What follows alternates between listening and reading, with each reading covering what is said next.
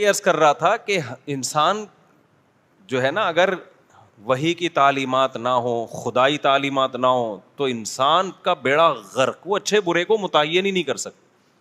مثالیں دیتا رہتا ہوں نا میں بار بار. لوگ مجھے کہہ رہے ہیں پتہ نہیں کیوں مغربی کلچر کے پیچھے پڑ گئے ہو مولوی صاحب، ہر بیان میں آپ کو وہی بس گورے کے پیچھے پڑے رہتے ہو.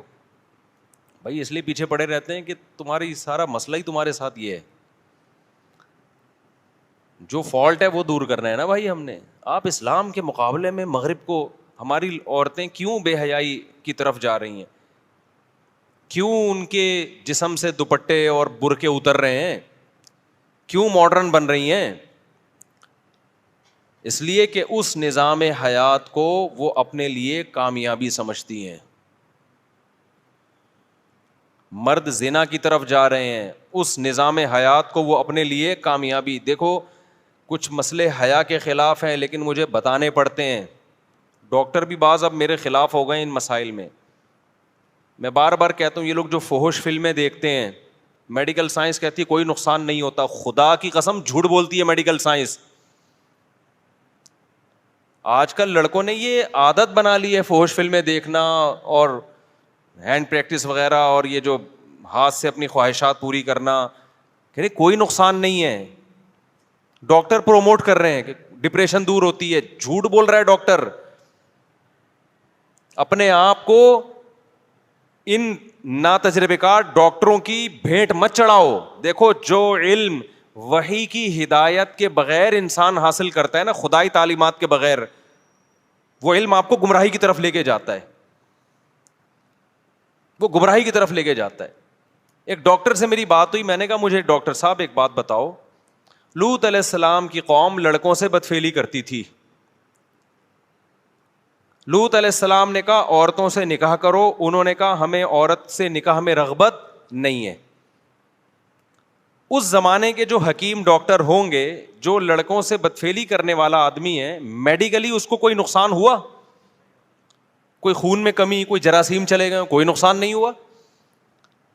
ڈاکٹر کہے گا کوئی نقصان نہیں، بلکہ ڈاکٹر ہو سکتا ہے یہ بھی کہے کہ کسی کو اس کی لت پڑ گئی ہے نا، کہ تمہیں ڈپریشن ہو رہی ہے، اگر تمہیں اس کے بغیر سکون نہیں ملتا تو ڈپریشن کا علاج ہے کہ کر لو یہ کام.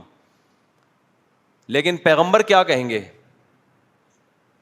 جو وحی کی تعلیمات جانتا ہوگا وہ کیا کہے گا؟ جس کی عقل ٹھکانے ہوگی وہ کہے گا کہ بے غیرت تجھے کیوں ڈپریشن ہو رہی ہے؟ آج تک کسی قوم میں ایسی ڈپریشن کسی کو ہوئی نہیں ہے کہ لڑکوں سے بدفعلی نہ کرو تو اس کو ڈپریشن ہونا. یہ تو تم نے خود اپنے آپ کو ڈپریشن کا مریض بنایا ہے. یہ نیچرل. گدھے کو کیوں نہیں ہوتی؟ گدھے کو گدھا نہ ملے اس کو ڈپریشن ہوتی ہے؟ گھوڑے کو گھوڑا نہ ملے اس کو ڈپریشن ہوتی ہے؟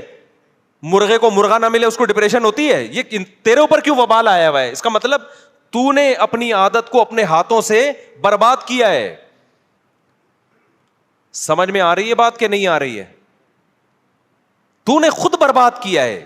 اب جو بربادی کا طریقہ تھا اس کا علاج بھی یہی ہے کہ جس کام کے کرتے رہنے سے کرنے کی عادت پڑی ہے اس کو چھوڑے رکھو، چھوڑنے کی عادت ہو جائے گی.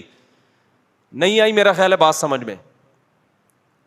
اور وہ جو لوط علیہ السلام سے کہہ رہے ہیں کہ ہمیں عورت سے نکاح میں رغبت نہیں ہے، یہ بربادی نہیں تو اور کیا ہے؟ مینٹلی تو برباد ہو گئے نا وہ. یہ نامردی تو ہے، اور کیا ہوتی ہے نامردی؟ جس کو اللہ نے، تبھی تو لوط علیہ السلام کیا کہتے تھے، وَتَذَرُونَ مَا خَلَقَ لَكُمْ رَبُّكُمْ مِنْ أَزْوَاجِكُمْ. تمہیں کیا ہو گیا کہ جو عورت اللہ نے تمہارے لیے پیدا کی ہے تمہارے سکون کے لیے، اس کی طرف تم جاتے ہی نہیں ہو؟ تمہیں ہو کیا گیا ہے؟ اس وقت کے بھی ڈاکٹر جو تھے نا وہ یہی کہتے ہوں گے ایکچولی میڈیکلی اس کا کوئی نقصان نہیں ہے. وہ بھائی اس کا خاندانی نظام تباہ ہو گیا. اگر اس کو اس لڑکوں سے بدفعلی کی عادت نہ ہوتی، بالغ ہو کے وہ عورت سے نکاح کرتا، بیوی سے محبت کرتا، اولاد ہوتی، بہویں ملتی، داماد ملتے، کمانے والے بیٹے ملتے، بڑھاپے میں خدمت کرنے والی بیٹیاں ملتی، پھر بڑھاپے میں پوتے نواسے ملتے، یہ جو تمام کی تمام چیزیں اس کو ڈپریشن سے بچاتی، وہ اس ڈپریشن سے بہت اچھی طرح بچا لیتی جس ڈپریشن میں اب یہ پڑا ہوا ہے. یہ میں سمجھا پا رہا ہوں اپنی بات؟ میرا خیال نہیں آ رہی کھوپڑی میں. تو یہ جو فحش فلمیں دیکھتے ہیں نا، یہ ڈپریشن کا علاج نہیں ہے، یہ ڈپریشن پیدا کرنے کا ذریعہ. اس سے نقصان پتہ ہے کیا ہوتا ہے؟ میں ایک مثال سے بات سمجھاتا ہوں. دیکھو, کیونکہ یہ لڑکے اب ان چیزوں میں نا ڈاکٹروں کے مشورے پہ گھس گئے ہیں. پہلے تو ڈرتے تھے صحت خراب ہو رہی ہے, اب ڈاکٹروں نے میڈیکلی ایکچولی ٹوپی ڈرامے کر کے نا برباد کر دیا سارا نظام. سارے ڈاکٹر نہیں مشورے دیتے, لیکن بہت سارے یہی کر رہے ہیں, گورے سے سیکھ رہے ہیں نا. گورے کو فحش فلمیں دیکھنے سے کوئی نقصان نہیں ہوتا, اس کا نہ باپ ہے, نہ ماں ہے, نہ چاچے, نہ مامے, کیونکہ جو نقصان اس کو ہونا تھا وہ ہو گیا ہے. وہ باپ لیس سوسائٹی بن چکی ہے. ان کے محبت کرنے والی بیویاں نہیں ہوتی, بیویوں کو محبت کرنے والے شوہر نہیں ملتے, ان کو محبت کرنے والے بچے نہیں ملتے, بچوں کو محبت کرنے والا باپ نہیں ملتا. نہ ان کی خالہ ہوتی ہے, نہ ان کی پھپھی ہوتی ہے, نہ ان کی مامی ہوتی ہے, نہ ان کی چاچی ہوتی ہے, نہ ان کے بہو ہوتے ہیں, نہ ان کے داماد ہوتے ہیں. ان میں ہر شخص اپنی ارننگ کے بلبوتے پہ جیتا ہے اور بڑھاپے میں محبت کے لیے ترستا ہے, چاہے فحش فلمیں دیکھے چاہے نہ دیکھے, اس سے ان کی صحت پہ کوئی فرق نہیں پڑتا. لہذا یہ ان کے لیے ہے. سمجھ میں آ رہی ہے بات کہ نہیں آ رہی ہے؟ ہمارے یہاں کیا ہوگا اگر آپ فحش فلمیں دیکھو گے؟ میں پہلے مثال سے بات سمجھاتا ہوں, مثال سے کھوپڑی میں بات انشاءاللہ آئے گی. دیکھو, یہ جو میاں بیوی کا رشتہ ہے نا, اس کی بیس محبت ہوتی ہے. کیا خیال ہے؟ محبت کی دو قسمیں ہوتی ہیں. ایک محبت وہ ہوتی ہے جو بالغ ہونے کی بیس پہ انسان کو کی طبیعت مائل ہوتی ہے, اس کی ڈیزائرز ہیں. جیسے بھوک کے وقت آپ کو روٹی چاہیے, جیسے جب بھوک لگے گی کہ آپ کا دل تڑپے گا, یار کہیں سے نہاری کی بریانی کی خوشبو آئی, میں جا کے پھوڑ پھاڑ دوں اس کو, کھا لوں میں, یہی دل کرے گا کہ نہیں کرے گا؟ جب انسان بالغ, یہ قدرت کا بنایا ہوا نظام ہے, جب انسان بالغ ہوتا ہے اس کی اٹریکشن لڑکیوں کی طرف, عورت کی طرف ہونا شروع, اس کا دل چاہے گا میں کسی طرح سے اس کو حاصل کر لوں. آپ اس کو پاک محبت کہیں, ناپاک محبت کہیں, جو بھی نام دیں, لیکن یہ نیچرل ہے. سمجھتے ہو کہ نہیں سمجھتے؟ جیسے ہی اس کی خواہش پوری ہوتی ہے, اس کو بیوی ملتی ہے دلہن کی صورت میں, اس کے جذبات آسمان پہ ہوتے ہیں, وہ سب کچھ برداشت کر لیتا ہے, دلہن سے جدائی برداشت نہیں. وہ کہتا ہے میں تمہارے لیے آسمان سے تارے توڑ کے لاؤں گا,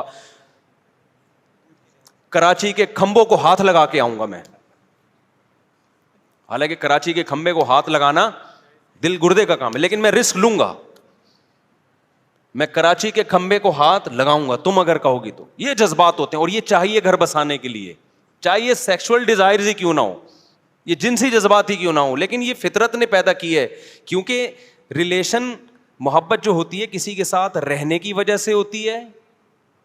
طویل عرصہ آپ رہو نا, گدھا بھی جب آپ طویل عرصہ پالتے ہو تو آپ کو اس سے بھی محبت ہو جاتی. لوگوں نے بچڑے ذبح کیے نا قربانی میں, کچھ رو رہے ہیں یار 2 سال سے پالا ہوا تھا, حالانکہ بچڑا تیرا کیا لگتا ہے, لیکن یار رہتے رہتے کیا ہو گئی محبت.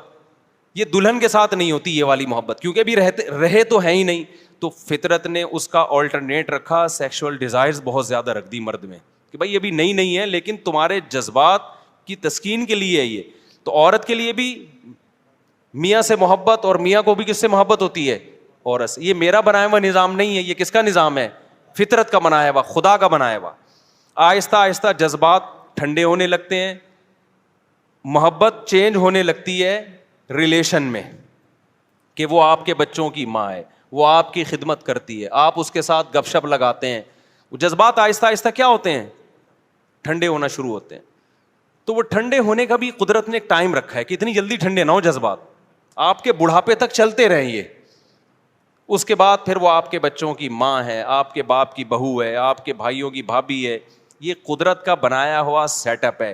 اگر یہ جذبات جو فطرت چاہتی ہے شروع میں آپ کے ہوں, ان جذبات میں کوئی رکاوٹ بن جائے, کوئی چیز خلل بن کے اس جذبات کو کم کرنے کا ذریعہ بن جائیں, تو یہ چیز گھر توڑنے کا ذریعہ بنتی ہے. سمجھ میں آ رہی ہے بات کہ نہیں آ رہی ہے؟